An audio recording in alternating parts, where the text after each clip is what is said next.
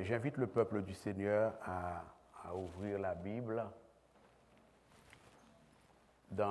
Nous revenons à cette péricope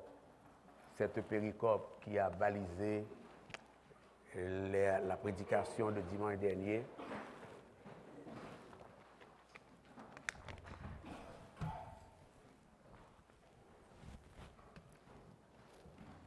À savoir Matthieu chapitre 8, les versets 1 à 17. Nous y revenons pour continuer à parler de ce sujet qui nous tient à cœur dans la congrégation depuis un certain temps, à savoir les évidences du royaume messianique de Dieu dans la personne et l'œuvre de Jésus de Nazareth, notre roi, frères et sœurs. Matthieu chapitre 8, versets 1 à 17. Nous lisons ensemble l'oratoire Peuple du Seigneur. Lorsque Jésus fut descendu de la montagne, une grande foule le suivit.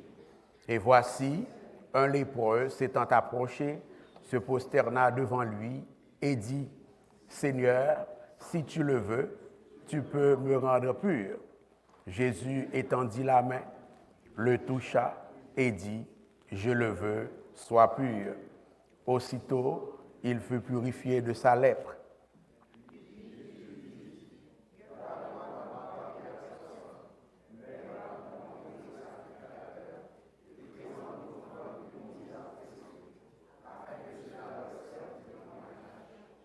Comme Jésus entrait dans Capernaum, un centenier l'aborda, le priant et disant, « Seigneur, mon serviteur est couché à la maison, atteint de paralysie et souffrant beaucoup. » Jésus lui dit, « J'irai et je le guérirai. » Le centenier répondit, « Seigneur, je ne suis pas digne que tu entres sous mon toit, mais dis seulement un mot et mon serviteur sera guéri.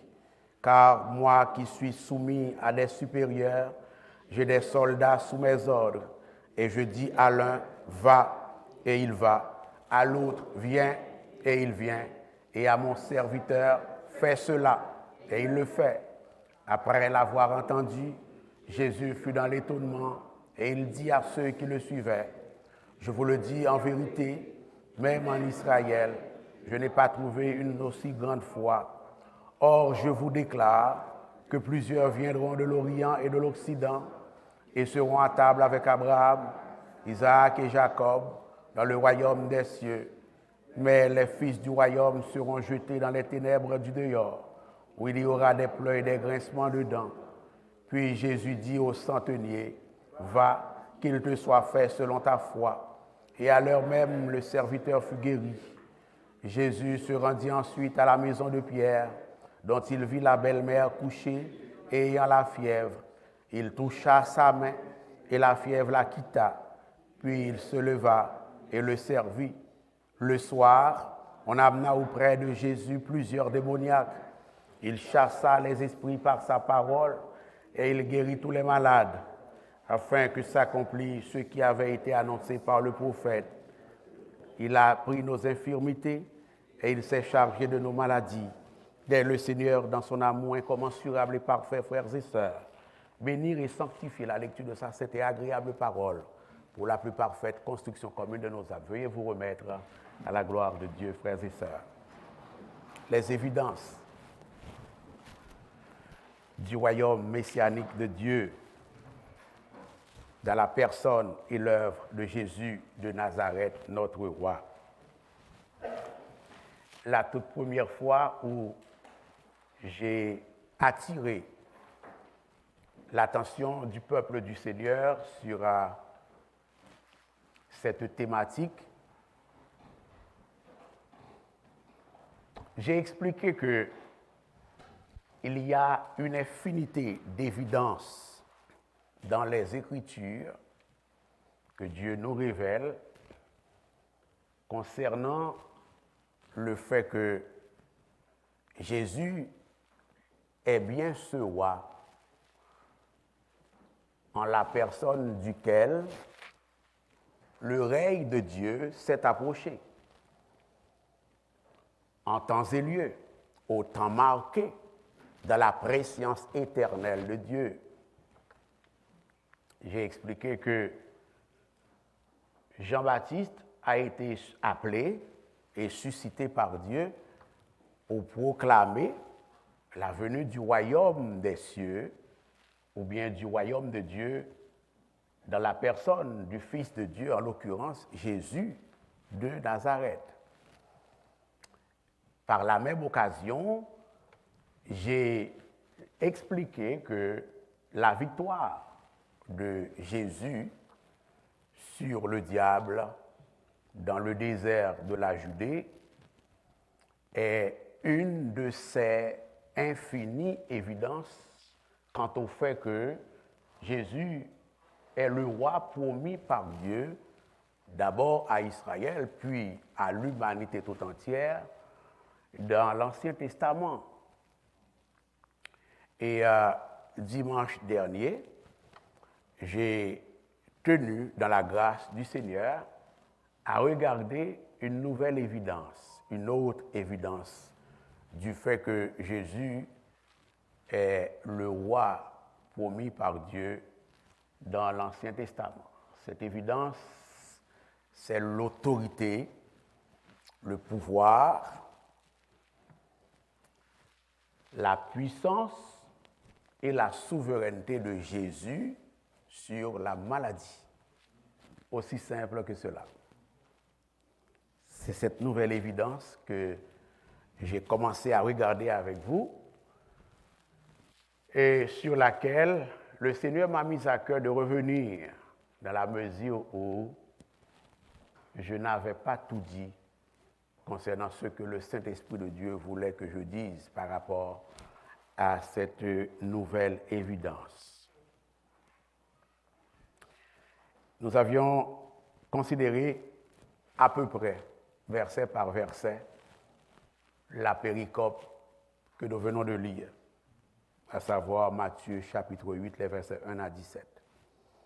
Et cela étant fait, nous nous sommes aperçus que nous étions en présence d'une série de 3 guérisons miraculeuses que Jésus a eu à opérer et sur lesquelles Matthieu a tenu à attirer l'attention de ses lecteurs, de ses frères juifs d'abord et plus tard vous et moi.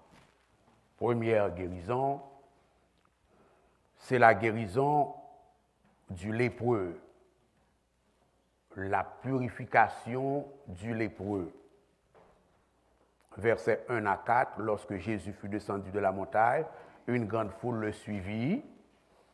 Et verset 2, et voici un lépreux, s'étant approché, se prosterna devant lui et dit, Seigneur, si tu le veux, tu peux me rendre pur. Et nous avons été amenés, vous et moi, à réaliser que une fois que le lépreux a fait cette confession de foi, cette manifestation de foi dans le pouvoir, l'autorité, la souveraineté, la toute-puissance de Dieu sur la maladie, et Jésus a décidé d'agir. Lorsque le verset 3 nous dit, Jésus étendit la main, le toucha et dit, je le veux, sois pur.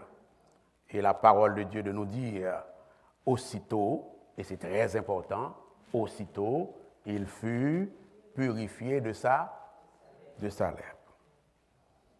Donc, je vous avais dit que lorsque Jésus reprend le je le veux, que le lépreux avait utilisé pour introduire ce qui semble être une demande hésitante, teintée d'hésitation de la part du lépreux, Jésus voulait simplement souligner la foi de cet homme. Parce que lorsqu'il dit « Seigneur, si tu le veux », eh bien, il est en train de dire « Je sais que tu es capable de le faire. Maintenant, ce qu'il me reste, c'est de savoir si tu veux le faire. » Est-ce que l'Église est là? Amen. Donc, il prend pour acquis que Jésus a le pouvoir sur la et je n'ai pas besoin de reprendre l'application que j'avais exprimée par rapport à cela quant à la manière dont vous et moi, nous sommes appelés à prier. Hein? C'est une prière qu'il a faite ici. Et nous pouvons, vous et moi, prier de cette façon-là. Et le Seigneur comprendra ce que nous voulons lui dire, frères et sœurs. Et en ce qui a trait au centurion romain, ou bien au centenier romain, c'est à peu près la même chose, à savoir la même démonstration, la même manifestation de pouvoir, d'autorité, de puissance, de souveraineté sur la maladie de la part du Fils de Dieu, en l'occurrence Jésus de Nazareth, et aussi de la part du côté humain, eh bien, c'est la même manifestation de foi lorsque le centurion, ou bien le centenier, un centenier, c'est quelqu'un, c'est un officier romain haut placé. Un officier romain haut placé qui a à sa charge une escouade, probablement un peloton d'environ 100 hommes. 100 hommes, pardon. OK? C'est ça un centurion, c'est ça un centenier. Donc, d'où le mot 100, centurion. Donc, dans centurion ou centenier, il y a le mot 100. OK? Donc, refermons la parenthèse. Lorsque le centenier l'aborda, le priant et disant, « Seigneur, mon serviteur est couché à la maison, atteint de paralysie et souffrant beaucoup. » C'est important. Il est atteint de paralysie et il souffre beaucoup. Hein? Et Jésus de lui dire, « J'irai et je le guérirai. » Il n'y a que Jésus de Nazareth qui puisse dire cela ce matin. J'irai, je m'en vais à cette adresse-là, mais je vais guérir le monde. Est-ce que ça va? Et quand Jésus le dit, sois guéri, et vous êtes guéri au nom de Jésus. Ça va? Et il a manifesté sa foi en Jésus, et Jésus lui a imputé sa foi, frères et sœurs. Il a connu un certain temps d'hésitation, à l'instar du lépreux. La demande n'est pas explicite, mais j'avais dit au peuple du Seigneur, Jésus a compris, parce qu'il est omniscient. Avant que nous le prions, il sait qu'est-ce que nous sommes venus lui demander. Ça va l'Église? Cela ne veut pas dire qu'il ne faut pas prier long. On doit prier long. Et Jésus a dit à de ces démons-là, pour les chasser, il faut jeûner. Ça va? On peut prier long pareil, ok? Mais lorsque nous prions très courtement, il est capable aussi de comprendre. Et l'Écriture dira même nos soupirs inexprimables, il les connaît. Ça va? Nous en avons la preuve ici. La démonstration est faite, frères et sœurs. J'irai et je le guérirai. Et au verset 13, le Fils de Dieu dit, va, qu'il te soit fait selon ta foi. Et à l'heure même, l'équivalent de aussitôt qu'on avait dans la première guérison, hein, à l'heure même, dit l'Écriture, le serviteur fut guéri. Avec Jésus, c'est de même que ça marche. Ça va, frères et sœurs?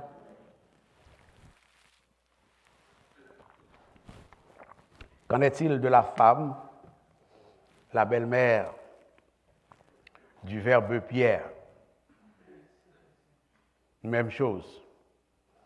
Il est en visite pastorale chez Pierre, collaborateur immédiat,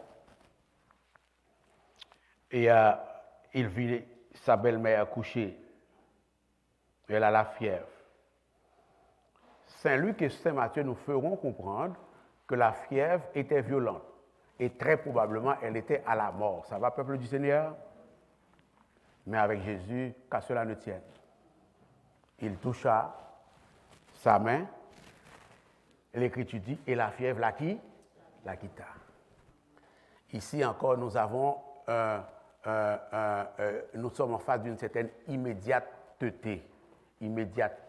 C'est-à-dire que au moment même où elle reçut le toucher divin, elle est restaurée. Elle est guérie, frères et sœurs. Puis elle se leva et le servit.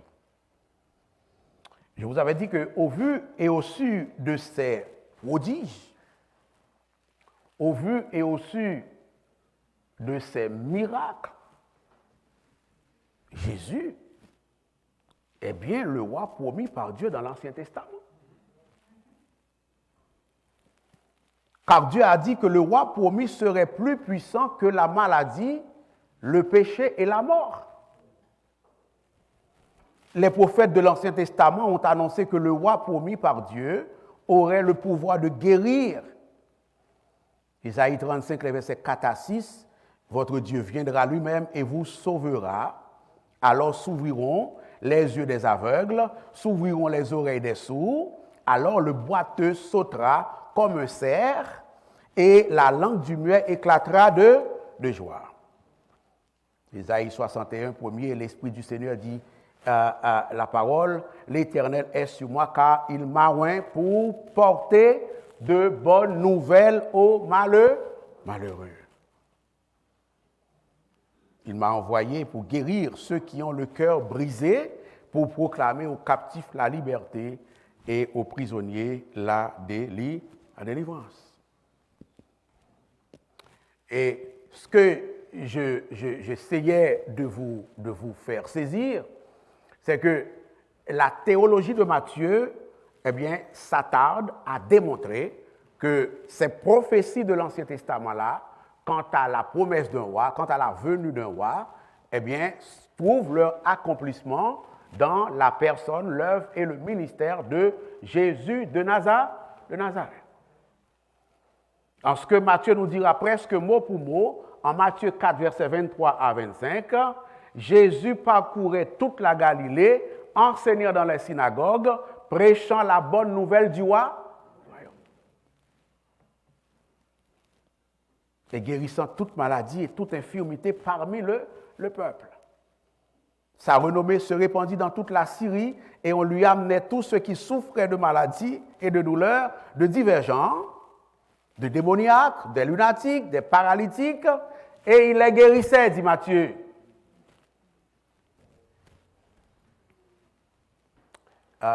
Dimanche dernier, je vous avais dit que j'aurais pu prêcher le même message à partir de la première guérison. Je vous avais promis de vous dire pourquoi je le fais sur les trois guérisons. Je n'ai pas eu le temps de le faire, mais je n'ai pas oublié. C'est pour vous montrer, en parlant de guérir toutes les maladies, l'intention du Saint-Esprit de Dieu et de Matthieu, c'est de montrer que quand l'Ancien Testament dit toutes les maladies, c'est toutes les maladies vraies. Est-ce que l'Église est là? Un coup, c'était un lépreux. Un autre coup, c'était un paralytique. Est-ce que l'Église est là? Un autre coup, c'était une fièvre. Et dans d'autres circonstances, ce sera autre chose. Est-ce que l'Église est là? Autrement dit, le pouvoir de Jésus, ben oui, les détracteurs pouvaient dire, mais c'était une fièvre. Si c'était de la lèpre, on verrait. Est-ce qu'on est là à l'Église? Ben oui, c'était la lèpre. Si c'était quelqu'un qui était paralysé, on verrait. Le Saint-Esprit, sachant cela, nous met en présence d'une diversité de situations désespérées sur lesquelles Jésus a su et pu intervenir puissamment, frères et sœurs. Comme pour souligner l'universalité de la puissance, du pouvoir et de l'autorité de Jésus. Quand l'Ancien Testament dit c'est toutes les maladies, mais c'est toutes les maladies. Ça va l'Église? Refermons la parenthèse, l'oratoire. Et Matthieu, poursuivant son objectif, sous l'onction du Saint-Esprit de Dieu, nous fait remarquer au verset 16 à 17 de la péricope lue, que le soir, on amena auprès de Jésus plusieurs démoniaques. Il chassa les esprits par sa parole et il guérit tous les malades. Jésus a éradiqué la maladie en Palestine. Je ne sais pas combien il en restait. C'était-tu 0 malade ou peut-être 3, 4 malades. Mais de ce qu'on voit ici, il a éradiqué la maladie en Palestine. En 3 ans de ministère, est-ce que l'Église est là? Amen. Pour faire cela, il faut bien être celui que Dieu a promis, qui guérirait toutes les maladies, frères et sœurs. Et poursuivant sa démonstration, Matthieu nous fera voir que quand Jean était emprisonné, il entendit parler de l'œuvre de Jésus, il envoya ses disciples, il fit dire à Jésus, es-tu celui qui doit venir ou devons-nous en attendre un autre? J'ai canalisé votre regard sur le fait que Jésus n'a pas dit à Jean, oui, c'est bien moi. Cela aurait été plus simple, plus court, plus facile. Non. Jésus invoque sa manifestation de puissance, de pouvoir, d'autorité, entre autres sur la maladie. Il dit, allez dire à Jean que les lépreux sont purifiés, les aveugles voient, etc. Les boiteux marchent. Jésus invoque parce qu'il sait entre lui et Jean que Jean savait qu'est-ce qu'il ferait en tant que roi. Il dit, va dire à Jean ce que vous voyez. Donc, une manière de dire, que je vous avais dit, de dire à Jean, c'est bien moi, ce que vous croyez, c'est bien ça, restez dans la vérité que vous professez. Ça va l'Église? Amen. Jésus est bien le roi. Et à la fin du passage, à la fin du livre, Matthieu fera dire au Fils de Dieu, tout pouvoir m'a été donné dans le ciel et sur la terre. Pour couronner le tout. Tout pouvoir m'a été donné dans le ciel et sur la terre. Il a commencé à dire que Jésus est le Fils de Dieu. Il a terminé l'évangile en disant que de Jésus, tout pouvoir m'a été donné dans le ciel et sur la terre. Et nous voyons cela. Si tu veux, tu peux me rendre pur. Et Jésus répondit, je le ferai, sois pur. Il n'y a pas de diagnostic. Il n'y a pas eu de médicaments. Il n'y a pas eu de protocole. Il n'y a pas eu de rendez-vous, de montée, de descente à l'hôpital. Il n'y a pas eu d'opération. Il n'y a pas eu d'attente dans les salles d'attente à l'urgence. Je le veux, sois pur. Est-ce que l'Église est là? Amen. Je le veux, sois pur. Pas de médecin de famille. Nous ne sommes pas en train de dire que la médecine a un problème, loin de là. La médecine n'a pas de problème. C'est Dieu qui a donné la connaissance aux médecins. Je suis simplement en train de vous dire que quand Dieu décide de le faire, il peut le faire comme il veut. Ça va? Et le plus rapidement que possible. Et dans le cas du centurion romain, c'est la même chose. Va, que ce soit fait selon ta foi. Et le serviteur fut guéri immédiatement. Voici pour aujourd'hui. Voici pour aujourd'hui. J'arrive à aujourd'hui. Aujourd'hui, l'oratoire, peuple du Seigneur. Chers amis, visiteurs, chers amis, internautes. Tandis que nous luttons au milieu de nombreuses épreuves de la vie, tandis que nous luttons au milieu de nos nombreuses douleurs, tandis que nous faisons face à nos pertes, tandis que nous naviguons au milieu de la souffrance et de la maladie, il est merveilleux, il est bénissant, il est extraordinaire de savoir que Jésus, notre roi, est toujours à l'œuvre. Il n'a pas été à l'œuvre seulement en Palestine, comme quoi il est mort, il est ressuscité, il est monté aux cieux, siégeant à la droite de Dieu le Père, intercédant pour l'Église. Mais non, c'est aussi cela. Mais aussi, il travaille encore. Il guérit encore. Il délivre encore. Il sauve encore. Il touche encore. Touche encore. Notre roi, frères et sœurs, c'est un roi qui continue de guérir et de sauver. Jésus de Nazareth a le pouvoir ce matin, l'autorité, il a le mandat, il a la prérogative pour guérir ceux qui ont le cœur brisé par la maladie, pour guérir ceux qui ont le cœur brisé par la douleur, pour guérir ceux qui ont le cœur brisé par le tourment et la souffrance, frères et sœurs. Notre roi, frères et sœurs, a le pouvoir de guérir ce matin même les maladies incurables, les maladies pour lesquelles les médecins ne peuvent rien faire, les maladies pour lesquelles les médecins ne voient rien. Jésus, celui-là même qui vous a sauvé, qui vit en toi, est capable de guérir toutes les maladies. Jésus peut restaurer ceux qui sont en proie au désespoir ce matin. Jésus peut restaurer ceux qui sont en proie à l'isolement, à la solitude ce matin. Le Seigneur peut guérir par des moyens naturels. Il peut guérir sur une période plus ou moins longue.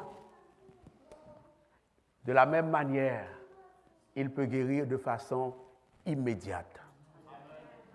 Il peut guérir de façon soudaine. Il peut guérir de façon miraculeuse. Continuez à vous appuyer sur votre roi. Continuez à vous reposer en toute confiance sur votre roi. Il a le même pouvoir qu'il avait hier, quand il intervenait sur des cas désespérés en Palestine, frères et sœurs. Il n'existe aucune limite au pouvoir de guérison de Jésus ce matin, car il est Dieu. Et la parole de Dieu nous dit que Dieu est Jéhovah Rapha, c'est-à-dire celui qui guérit. Celui qui guérit, le patron de la délivrance, il vit en vous. Il est votre Père. Il est votre Seigneur. Il est votre Rédempteur. Il est votre Roi. Il est votre Maître. Vous pouvez, en m'entendant dire cela, me dire à moi, pasteur, ou bien Sergo, je veux bien. Mais ça fait longtemps que j'attends un toucher de la part du Seigneur. Et ce toucher-là, je ne l'ai pas eu. Pourquoi alors, si le roi, le Fils de Dieu, conserve son autorité, sa puissance, sa souveraineté, sa suprématie sur la maladie, comment se fait-il que moi, je ne suis pas guéri?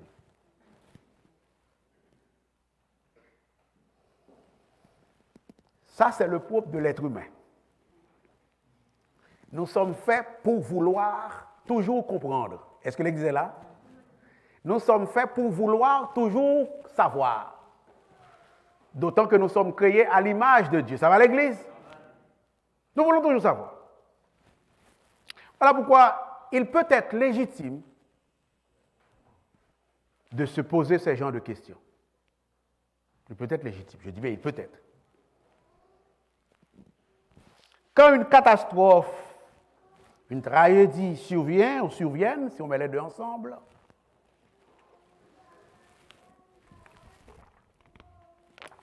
quand une maladie survient, le propre de l'humanité, c'est de vouloir comprendre. Et parfois même, c'est de vouloir jouer aux spécialistes du cause à effet. Est-ce que l'Église est là? Nous voulons comprendre pourquoi c'est arrivé et surtout pourquoi Dieu ne nous guérit pas ou peut-être ne nous guérit pas dans l'immédiat, frères et sœurs. Et cela, je dis bien, peut être légitime. Comme le font les enquêteurs, nous voulons parfois reconstituer la scène. Nous voulons rembobiner 100 fois, 200 fois, 300 fois à la recherche du moindre indice de la cause. Pourquoi nous sommes malades? Ou alors pourquoi nous ne sommes pas guéris depuis tout ce temps-là? Nous voulons savoir, comprendre et nous expliquer l'origine de nos problèmes, en l'occurrence de nos maladies. Pourquoi nous ne sommes pas encore guéris? Il n'y a personne qui soit à blâmer pour cela, ok? C'est tout simplement aujourd'hui, Dieu m'invite à faire un pas de plus. Dieu vous invite à faire un pas de plus. Ça va l'Église? Amen. Faisons un pas de plus dans nos réflexions, dans nos quêtes de sens, de compréhension, de réponse. Faisons un pas de plus, d'accord? Le pas de plus consiste ce matin à avancer sans retourner ni se retourner. Est-ce que l'Église est là? Dans nos maladies, avançons sans retourner ni se retourner. Pas pareil. Le prochain pas, le pas suivant consiste à fixer la ligne d'horizon droit. Fixer la ligne d'horizon droit devant nous. Car Jésus, le roi des rois, est à nos côtés. Ça va? Nous avons de bonnes raisons pour regarder en avant, malgré nos difficultés, en l'occurrence malgré nos maladies. Vous n'avez peut-être pas eu ce toucher de guérison dont vous avez eu besoin et auquel vous vous attendiez, certes, mais Jésus traverse votre maladie avec vous. Ça va? L'horloge de Dieu et les méthodes de Dieu sont infaillibles ce matin, ça va? L'horloge de Dieu et les méthodes de Dieu sont infaillibles. Il vous arrivera parfois, je le sais, d'être éprouvé pendant un certain temps. Un temps qui vous semblera peut-être extrême, long. Dans ce cas-là, frères et sœurs, le point de désespoir semblera être atteint. Mais Jésus, votre roi, il ne vous délaissera jamais. Il sera toujours avec vous. Avec vous pour vous soutenir. Avec vous pour vous consoler. Avec vous pour vous fortifier. Avec vous pour affermir votre corps malgré qu'il est malade. Avec vous pour soutenir votre cœur. Avec vous pour soutenir votre âme, votre foi. Et alors, on peut regarder en avant. On peut fixer l'horizon droit devant. Ça va l'Église? Jamais Dieu ne permettra que vous soyez tentés au-delà de votre force. Jamais. Parfois, c'est pour un test que nous passons par une maladie. Dieu sait que ton caractère, mon caractère se forme aussi dans les épreuves. Et son but, le but ultime de Dieu, ce n'est pas de nous guérir, non? C'est de nous former. Le but ultime de Dieu, c'est pas en nous guérissant de nos maladies physiques que Dieu va nous former, nous transformer de gloire en gloire à l'image de son Fils, non?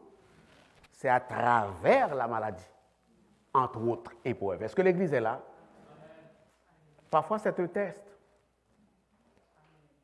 On a vu dans la parole, il y a des gens qui ont été soumis à des tests, qui l'ont échoué, d'autres qui ont été soumis à des tests, qui les ont réussis. Est-ce que l'Église est là? Peut-être Dieu a regardé, en tout cas, il veut nous former. C'est souvent lorsque les enfants de Dieu, frères et sœurs, sont dans un chemin apparemment sans issue, que Dieu commence à se manifester pour secourir et faire grâce. Attendez votre Dieu dans la patience.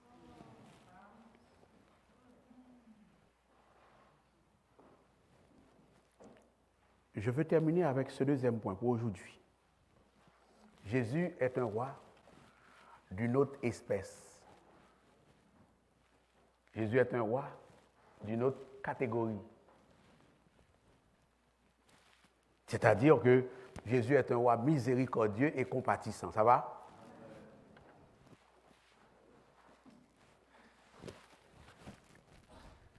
La lèpre, l'oratoire, peuple du Seigneur, vous l'aurez su, c'était une maladie dévastatrice. Une maladie qui pouvait se propager par contact. De ce fait, les lépreux étaient séparés de leur famille.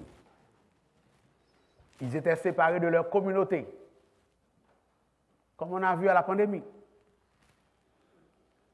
Les lépreux ont souffert de la maladie et ils ont souffert de l'isolement en ce temps-là. Ça va? Lorsqu'une personne était atteinte de la forme grave de la lèpre, on déchirait ses vêtements, on lui découvrait la tête, on lui couvrait la bouche pour prévenir la propagation de la maladie Et cette personne, en circulant dans la ville, dans la contrée, dans le village, devait crier « impur, impur ». Voici que je suis en train de passer. Faute d'être lapidé, s'il ne le fait pas. Les lépreux étaient mis au banc de la société. Les lépreux ne pouvaient vivre dans aucune communauté avec leurs frères israélites. La loi ordonnait que toute personne atteinte de la maladie, frères et sœurs de la lèpre, soit isolée. Et sur le plan socio-religieux, la lèpre était associée à l'impureté. L'impureté spirituelle, entre guillemets. La lèpre, après un cadavre, c'était le cas le plus souillé, suivant la tradition rabbinique. Le Talmud interdisait à tout juif de s'approcher à plus de 2 mètres d'un lépreux. Dans la pandémie, il avait dit 2 mètres, après il avait dit 1 mètre et demi, pas vrai? Mais ils ont commencé avec 2 mètres à la pandémie. Hein? Ici, c'est 2 mètres. Et s'il ventait, la limite, s'il ventait, si le vent soufflait, la limite était de 15 mètres. Est-ce que l'église est là? Ça veut dire qu'en ce temps-là, quand on avait eu la pandémie, on n'aurait pas été capable de se réunir, même quand le gouvernement avait amorcé le déconfinement. Parce que dans le sanctuaire, le gouvernement avait dit de s'asseoir à 2 mètres. Si ça devait être 15 mètres, mais comme ils ne vendaient pas à l'église, mais on éteindrait les... Ah, frères et sœurs. Mais tout ça, c'est pour vous dire quoi? Pour vous dire quoi? C'est pour vous dire que Jésus n'a pas regardé ces restrictions-là dans sa compassion et sa miséricorde. Est-ce qu'on est là? Jésus a eu compassion de cet homme dont personne ne voulait s'approcher, cet homme dont personne ne pouvait non plus s'approcher, sinon il aurait été lapidé. Jésus, lui, a accepté que cet homme se soit approché de lui. Et mieux encore, Jésus le toucha. N'y a-t-il pas lieu de dire de notre roi qu'il est un roi d'une autre catégorie? Le lépreux s'approche de Jésus avec confiance. Il le fait parce qu'il sent en Jésus un amour. Il sent en Jésus une compassion. Il sent en Jésus une tendresse. Et l'ayant senti, il comprenait qu'il était capable de s'approcher de Jésus sans crainte, sans peur, sans honte. Notre roi n'est pas seulement tout puissant, il est compatissant aussi. Vous ne servez pas n'importe qui. Ce n'est pas n'importe qui que vous servez. Quelqu'un qui est à la fois tout puissant et compatissant. Voilà pourquoi je dis aux jeunes de l'Église, en fait à tout le monde, nos relations sont là pour un temps. Quand nous sommes malades, nous commençons à perdre des relations.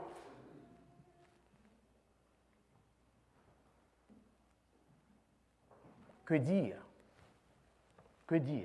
si nous sommes dans une situation susceptible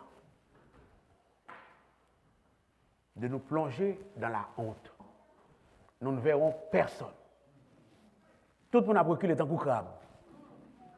Seul Jésus de Nazareth qui a campé avec eux. Quand tout va bien, pas de l'église, pas de réunion. C'est mes amis, c'est mes parents, c'est ma famille, c'est ma gang.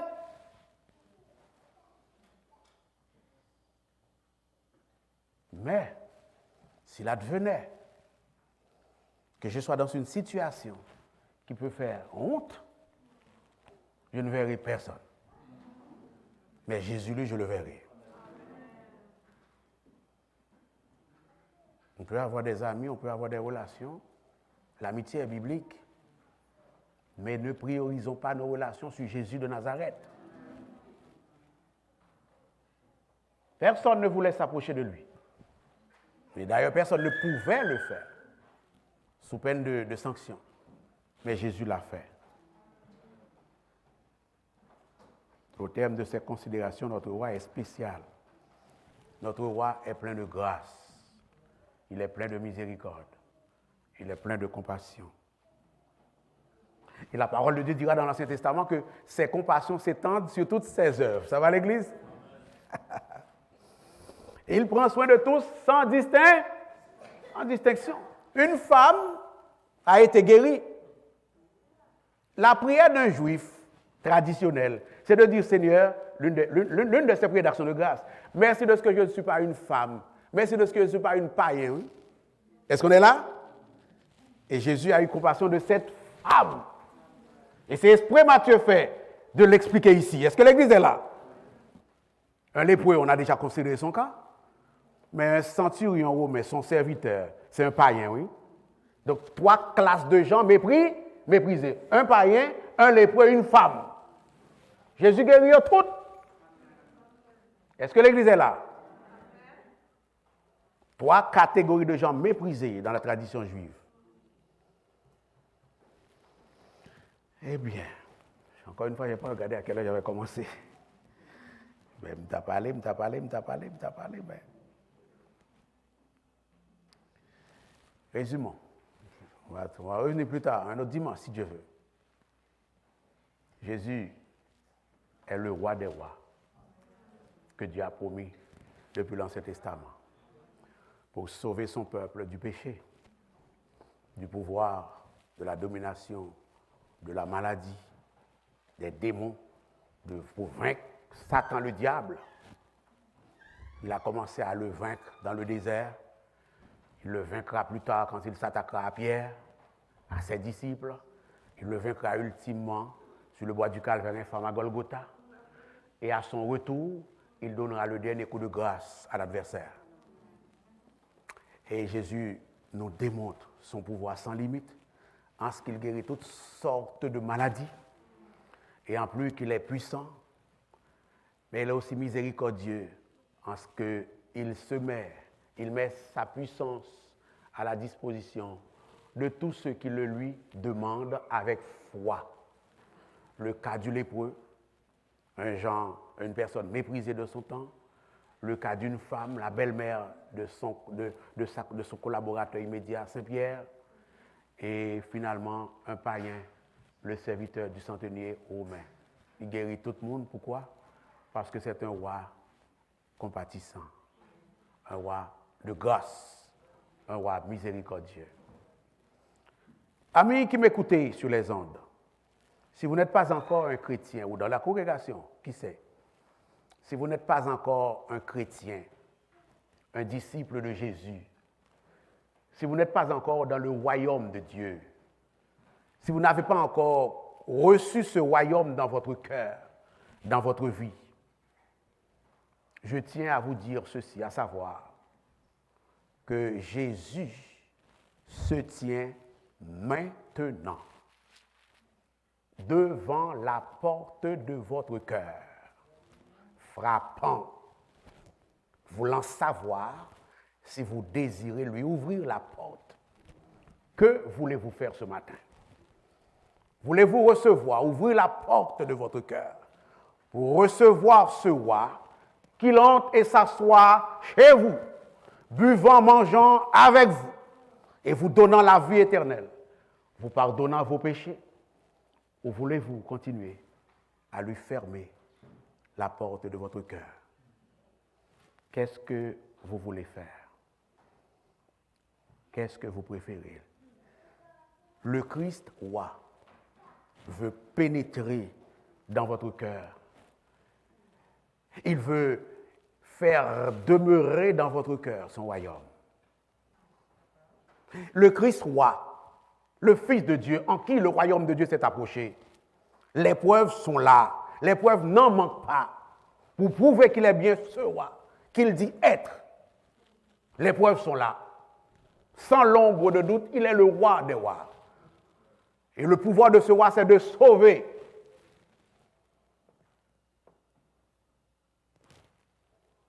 il vous dit, ayez confiance en mon évangile. Tandis qu'il se tient devant la porte de votre cœur, il vous dit, ayez confiance en mes œuvres, ayez confiance en mon pouvoir, ayez confiance en ma grâce, ayez confiance en ma miséricorde, ayez confiance en mes compassions, ayez confiance en mes déclarations, ayez confiance en mes paroles. Je suis celui que je dis être. Ça va l'Église? Recevez-moi, dit Jésus, comme votre ultime roi, comme votre ultime sauveur, et vous aurez la vie éternelle ce matin. Certains peuvent demander, qui est ce roi? La réponse est toute claire. C'est le Seigneur Jésus de Nazareth, qui est mort, pendu, suspendu aussi, à la fois les deux, pendu et suspendu sur une croix. La croix de déception, la croix de la mort, la croix de la honte, la croix du péché, la croix du trouble, du désagrément. Mais par la grâce de Dieu, la croix de la délivrance, la croix de la libération, la croix du salut, la croix de la victoire, la croix du pardon des péchés, la croix de la guérison. Une seule croix, deux vertus. Le diable est d'un côté et le Dieu très haut est de notre côté, pour faire en sorte que toute chose concourt au bien du Fils de Dieu qui aime Dieu le premier et à la suite de lui, tous ceux qui aiment Dieu. Ça va l'Église? Et alors, il a triomphé de la mort par le tombeau vide. Il règne maintenant dans la gloire en tant que roi des rois, du ciel et de la terre. Ouvrez donc les portes de votre cœur et laissez-y entrer le roi de gloire. À vous, peuple du Seigneur, qui avez déjà ce royaume bien implanté, bien instauré, bien établi dans votre cœur, continuez à louer Dieu pour cela. Nous aurions pu être du nombre de ceux qui se rebellent, mais Dieu nous a fait la grâce d'être convaincus de péché, de justice et de jugement. Nous avons accepté le royaume, nous avons saisi la main de Dieu, nous avons saisi la grâce de Dieu. Et ainsi nous sommes dans le royaume, vivant dans la joie malgré nos maladies, vivant dans le repos, la tranquillité d'esprit, malgré nos épreuves, malgré nos déboires, sachant que notre roi est avec nous tous les jours, et cela jusqu'à la fin du monde. Ça va l'Église? Qu'il en soit ainsi pour nous tous, que le Seigneur nous bénisse.